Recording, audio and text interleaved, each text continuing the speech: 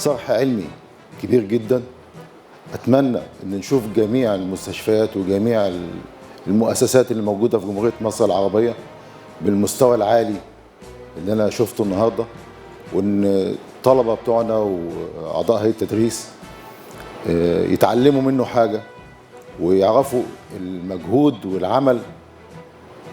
الإيمان الأول، الإيمان بالمبدأ بتاعنا اللي احنا عايزين نعمله، والعمل والكفاح والعلم، نقدر نعمل كل حاجة.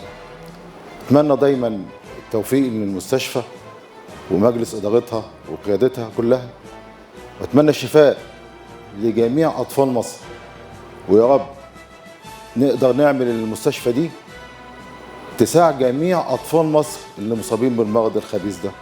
المستشفى 57 احنا بنقدم لكل العاملين فيه كل التحية والتقدير، لأن ده مش مستشفى، ده صرح عظيم من صروح مصر اللي ربنا إن شاء الله يعني يكرم كل اللي بيشتغل فيه بالروح دي، ومثال حي للتكافل والروح الجميلة اللي بين المصريين وبعضهم. زي ما القوات المسلحة وإحنا بنحمي مصر وبنحمي حدودها وبنحمي شعبها، أعتقد كل العاملين في مستشفى 57 بيحموا أطفال مصر، وإن شاء الله يشفوا ويبقوا في يوم من الأيام جنود لمصر يدافعوا عنها. فتحية وتقدير لهذا المستشفى العظيم.